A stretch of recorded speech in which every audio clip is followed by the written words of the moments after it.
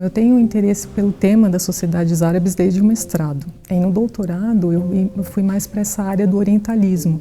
E uma das pessoas que me estimularam inicialmente foi a socióloga marroquina, Fátima Mernissi, que escreve sobre as mulheres nas sociedades islâmicas e desconstrói vários preconceitos. E uma das questões que me chamaram a atenção, primeiro é como o harém é representado nas sociedades ocidentais, nos Estados Unidos, na Europa. Como que ele aparece no imaginário coletivo, como aparece na mídia. E essa autora escreveu um livro em que ela falava sobre a experiência dela, em que ela vivia num harém em Fez, quando ela era criança. E ela foi divulgar esse livro. E quando ela divulgou esse livro, tanto na Europa quanto nos Estados Unidos, ela ficou impressionada com a forma como os jornalistas ficavam um pouco desconfortáveis ou ficavam sorrindo quando falavam sobre o harém. E ela começou a investigar a respeito disso, então ela chegou à conclusão de que o harém que eles estavam retratando não era o harém em que ela havia crescido. Então ela escreveu um outro livro, que se chama O Harém e o Ocidente. E nesse livro ela fala justamente da forma bastante sexualizada como o harém foi construído no Ocidente, que para ela realmente era chocante, já que para ela o harém era um espaço fechado da casa de convívio feminino. Para falar sobre o harém, eu precisava chegar no momento em que houvesse uma produção sobre esse tema, em que os europeus começaram a se interessar mais por esse tema. E foi justamente no período moderno. Então começou a ter muita gente viajando para as várias regiões islâmicas, e muitos deles começaram a produzir relatos de viagem. Quando eles voltavam, eles publicavam esses relatos. Então, dentre esse conjunto, eu escolhi 16 autores. Tem 2 mulheres nesse conjunto que viajaram para o Império Otomano. E dentre esses autores, o principal é o médico William Lamprier.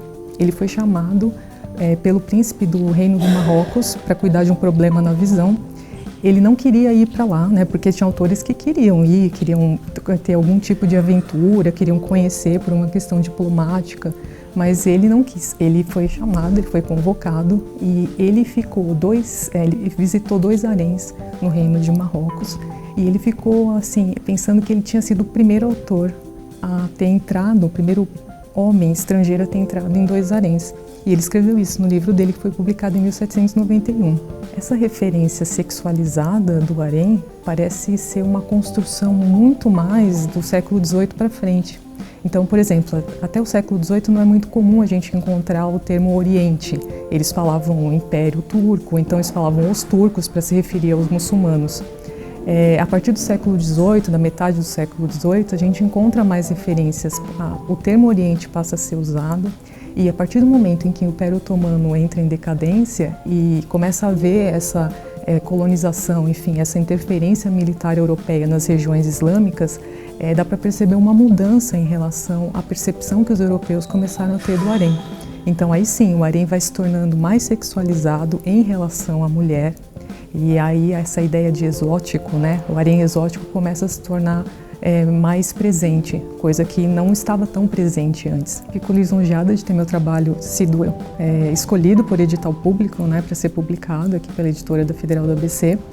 E é uma forma de divulgar o tema tanto para o público acadêmico quanto para o público maior, o público externo. E no meu caso específico, no caso do meu livro, é uma forma também de falar sobre um tema que não é muito conhecido no Brasil, ainda não tem muitas pesquisas a respeito.